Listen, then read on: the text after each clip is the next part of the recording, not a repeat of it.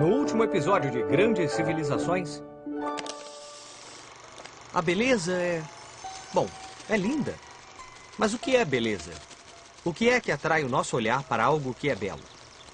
Essa foi uma pergunta à qual os gregos antigos dedicaram muito tempo, estudo e trabalho.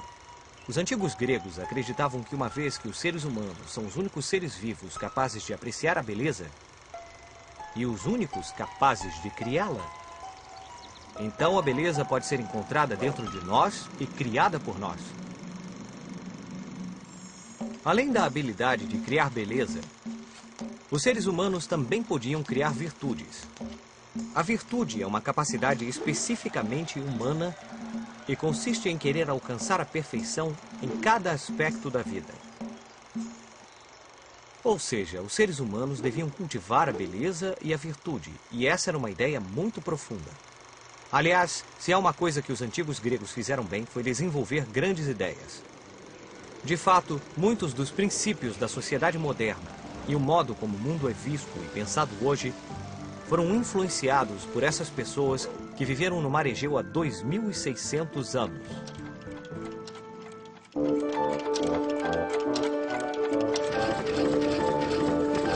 Grandes civilizações.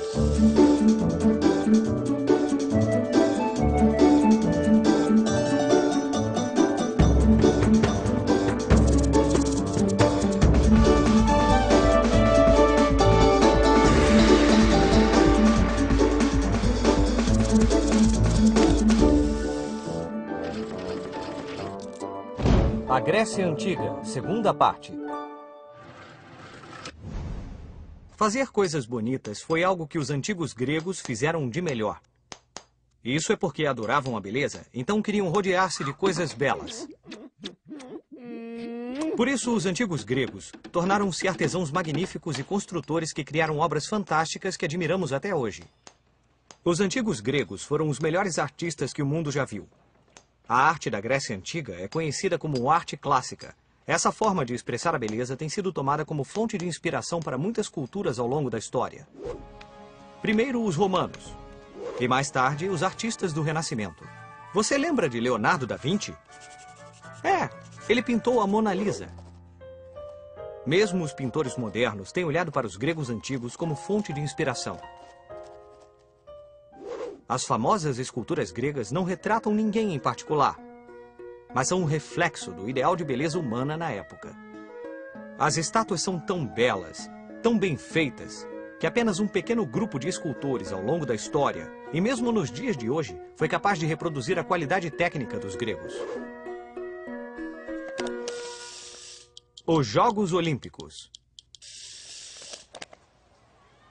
As Olimpíadas eram uma grande celebração que reunia representantes de todas as cidades gregas. E enquanto esse evento se realizava, as guerras ficavam proibidas. As Olimpíadas eram tão importantes que interrompiam qualquer tipo de conflito entre os povos gregos durante os Jogos. Bem-vindos mais uma vez aos Jogos Olímpicos. A cada 4 anos, esse espetáculo esportivo é trazido a você por Zeus, divindade homenageada nos Jogos deste ano. Bem, amigos, fãs do esporte, já acompanhamos as competições anteriores, mas hoje trazemos a você o evento mais esperado dos Jogos, o pentatlo. 5 modalidades: corrida, salto, lançamento de disco, lançamento de dardo e luta. Para o homem não havia melhor forma de impressionar uma mulher do que ganhar essa prova, já que ela combinava todas as virtudes físicas e morais. Claro que vocês devem estar pensando que quem ganhava essa árdua competição recebia um troféu e muito dinheiro, como os atletas de hoje. Mas não era bem assim. O vencedor recebia uma coroa de louros.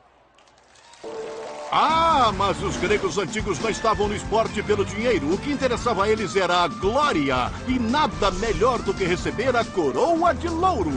Essa coroa é um presente dos deuses do Olimpo, patrocinadores orgulhosos dos Jogos Olímpicos. Os deuses do Olimpo. Os gregos tinham deuses e deusas para quase tudo na vida. A guerra. Vamos derrotar todos! O amor. Adoro quando você escreve poemas. a família... Te espero para jantar, amor. E a sabedoria, entre outros. Mas havia um deus que governava todos os outros deuses. Era Zeus. Havia 12 deuses principais e todos moravam juntos em um palácio enorme em cima do Monte Olimpo. Um lugar tão alto e tão íngreme que nenhum mortal conseguia escalar. O Palácio do Olimpo tinha todos os luxos que você pode imaginar. Muitos quartos, um zoológico para os animais sagrados, salas de armas, cozinhas e salas de jantar. Mas o lugar mais importante era o imponente salão, onde todos os deuses se reuniam para debater os problemas dos homens. Como, por exemplo...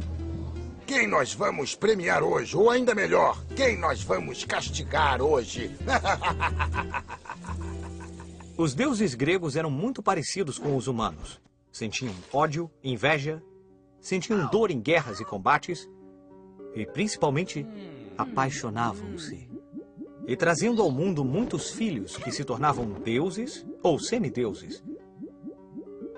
Mas havia características que diferenciavam os deuses dos humanos. Os deuses eram imortais e tinham muitos poderes. Além disso, podiam controlar com as próprias mãos o destino de cada ser humano na Terra. Filosofia. Os gregos adoravam pensar sobre o mundo que os rodeava. Matemática, amor, natureza, eles fizeram perguntas sobre tudo. Assim nasceu a filosofia. A filosofia é uma maneira de estudar e descobrir o mundo, fazendo perguntas e utilizando a razão e a lógica para encontrar respostas. Na Grécia Antiga, viveram muitos homens sábios que fizeram perguntas que tinham respostas muito difíceis. Por exemplo, do que todas as coisas são feitas? Tudo no universo é composto de apenas 4 elementos: a terra, a água, o ar e o fogo.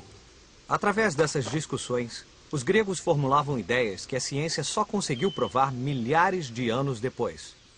Eu acho que toda matéria é composta de partículas muito pequenas, tão pequenas que não podem ser divididas. Eu vou chamá-las de átomos. Os antigos filósofos gregos debateram sobre muitos temas, o que muitas vezes provocava inúmeras discussões entre as pessoas que pensavam de uma maneira e as que pensavam de outra. Suas contribuições provocaram um impacto enorme na maneira como vemos o mundo hoje. O foco na tentativa de responder a perguntas de uma forma lógica e comprovada foi a base para o método científico e, portanto, a base para estabelecer o modo como encaramos a ciência hoje. Alexandre o Grande. Havia um homem na Grécia que, desde muito jovem, teve o maior sonho que alguém poderia ter. Esse jovem, chamado Alexandre, era o filho do rei Felipe II, rei da Macedônia. Alexandre decidiu partir para uma longa viagem com um objetivo ambicioso. Quero me tornar o maior conquistador de todos os tempos e governar o mundo. A viagem de Alexandre começou na Macedônia, no ano de 334 a.C. Aos 20 anos, esse jovem guerreiro formou um exército que era treinado com técnicas avançadas para a época. Foi assim que alcançou façanhas incríveis. Vamos ver, eu já conquistei aqui, e aqui, e aqui, e quase todo o mundo antigo. Eu conquistei até aqui. O Império de Alexandre uniu o mundo ocidental e o oriental, e assim difundiu a cultura grega. Quando Alexandre o Grande criou seu império e centralizou o poder, ele se contrapôs a um dos princípios fundamentais do espírito grego. Assim, muitas cidades que antes eram independentes passaram a ser governadas por um único homem. Com a morte precoce de Alexandre, que não deixou herdeiros, chegava ao fim a época da Grécia Clássica.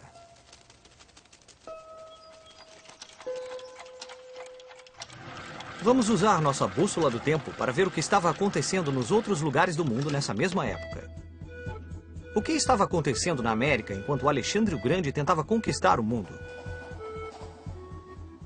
Pois bem, os maias estavam construindo seus maravilhosos templos e suas cidades na América Central, onde desenvolveram uma das civilizações mais poderosas e refinadas de todo o continente.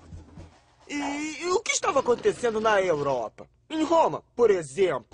Bom, os romanos estavam reconstruindo a cidade, já que alguns anos antes, um grupo de guerreiros descendentes dos celtas, os gauleses, sob o comando do impiedoso Breno, havia derrotado o exército, devastando, destruindo e incendiando toda a cidade. O quê? Roma destruída? Impossível. Mas foi assim, Pipo. Roma foi destruída em 387 a.C. Mas um dos motivos pelos quais os romanos eram uma cultura muito poderosa é porque eles nunca desistiam, mesmo depois de uma derrota devastadora. Eles reconstruíram a cidade após a invasão gaulesa e continuaram seu caminho. Os romanos nunca perdoaram os gauleses por essa derrota. Somente 350 anos mais tarde, um general chamado Júlio César finalmente venceu os temidos inimigos.